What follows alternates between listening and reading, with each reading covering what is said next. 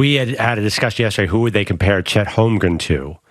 And Kendrick went Giannis and Kristaps Porzingis. So there was no Kevin Durant, but he did do Kristaps Porzingis, which we saw.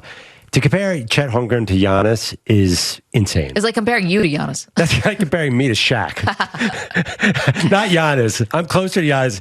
That's like comparing Mike Samter to Shaq. There is no way Chet Holmgren and Giannis, although...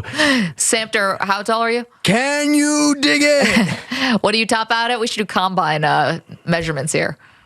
We'll wait for the combine because I think I'm listed at 6'1" or maybe 5'11" and a half, something like that. Are you sure it's a little bit closer to like 5'8"? Yeah, are you in 5'8"? Listed at 5'8". I'm not even close to that anyway. Okay, I was being kind. This is radio. It's theater of the mind, and the television only shoots you from a bird's eye view, so you'd have no clue. Yeah, the seat that I sit on is higher up than my leg, so I look taller on TV. Who's your NBA player comp? Is it Muggsy Bogues? Wasn't Earl Watson was a very good player. A combination of Muggsy Bogues and Manute Bol, something like that. Yeah. Let's do player comps real quick. I got one for everybody. Stu is the ultimate glue guy. I want to say a Lou Dort or like a Bruce Bowen. Oh, look at that. Well, I'll take that. Yeah. I wasn't sure if you were going to try to give him a Laker, though, because that's his favorite team. Yeah, but Bruce Bowen's also dirty. Stu's not dirty. No. I'm thinking more like a Chauncey Billups, maybe. Okay, who's a glue guy on like the current Lakers? Oh, I don't know about the current Lakers. I was They thinking need a glue guy. they need regular guys, glue guys. They need all types of guys. Maggie, I think you're a high volume shooter. I think you're Bradley Beal. Thank you. Also extremely loyal until I'm not. Just like Bradley Beal. I think it's because you're wearing kind of Wizards blue. But there's a Bradley Beal feel to Maggie, don't you think? Talented. Listen, maybe not always willing to play defense. I don't. Wait a minute. You know me too well. And I'm going to go with a Duncan Robinson type. For yourself? Yes. I was thinking more Chris Dudley. No, because Chris Dudley. For the Ivy League? Chris Dudley had like 14 rebounds a game. Play with me. I never get a rebound, and I shoot every three-point shot. That's all I can do. How's Duncan your free Robinson. throw game? Because Chris Dudley was the worst foul shooter I've ever seen. Yeah, I probably like 93%. Then you're okay. I stand corrected on that count. Yeah, I have nothing. I wish I had Perloff Chris as a Dudley. follow a shot guy. No. Not. No. You're shooting a three and backpedaling, no matter what the outcome is. You're at the other end of the floor. I have 0.0 athleticism, which you didn't hear a lot of last night. Most people were considered athletic. He has no wingspan, no athleticism. Jay Billis said everyone had a good stroke. Then you follow up and look at the person's stats. This guy has a great stroke. Shot 27% from three. So I think we got it. Sandra said in my ear, Arvydas Sabonis. I'm like, Arvydas Sabonis is Vince Carter compared to Perloff. He's like not athletic. No. I have Sabonis's late career vertical. Oh, do you also wear leather knee patches?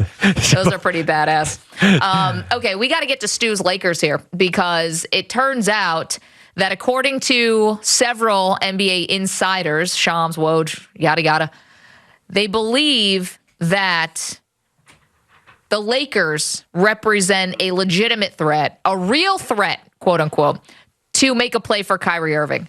Now, this basically sounds like a terrible idea on a lot of fronts. However, the rationale they're using, Perloff, is that Kyrie Irving is such a wild card and left $17 million on the table last year because he didn't want to get vaccinated. Perhaps he would agree to take the mid-level exception from the Lakers, forego the $36 million he can make, and make $6 million to team up with LeBron James. You said it'd be a bad idea. From which standpoint, the team or the player? The team. But they're only paying a little bit of money. Isn't it worth taking a swing if you're the Lakers at that money? Okay, but what are you getting? Like that, are you already have one of the most drama-filled situations in the NBA with the Lakers? Like in this instance, we can't assume that Russell Westbrook is gone, by the way. So you're going to do like they're going to play together. You're going to stagger them. Like how is that going to work? I know Kyrie Irving doesn't play tons and tons of games, even on a year without a global pandemic. But is this actually what you need to get you over the top? Because I would think, I know Kyrie Irving is a very good shooter also. He's got a lot of skills. The guy's amazing. He's an all-star.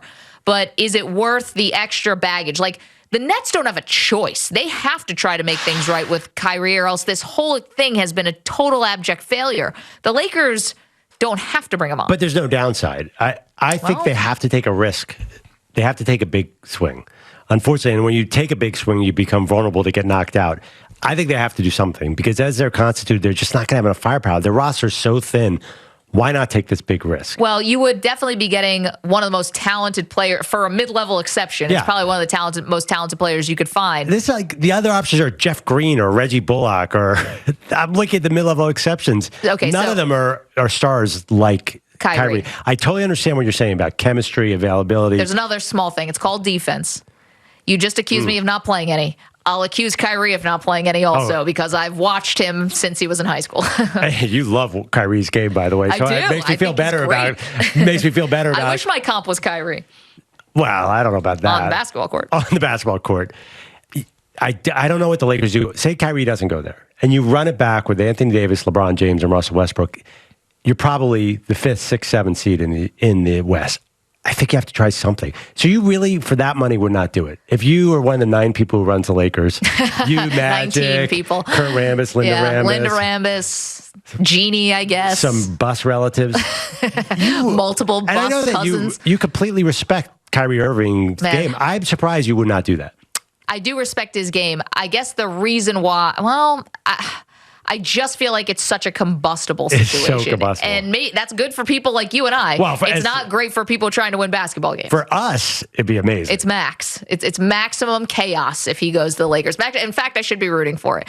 I'm not only rooting for it now, I also realize what I'd love my second career to be after the sports talk radio thing is over. I want to be a distant bus cousin. Yeah. Can I marry? I'm already married.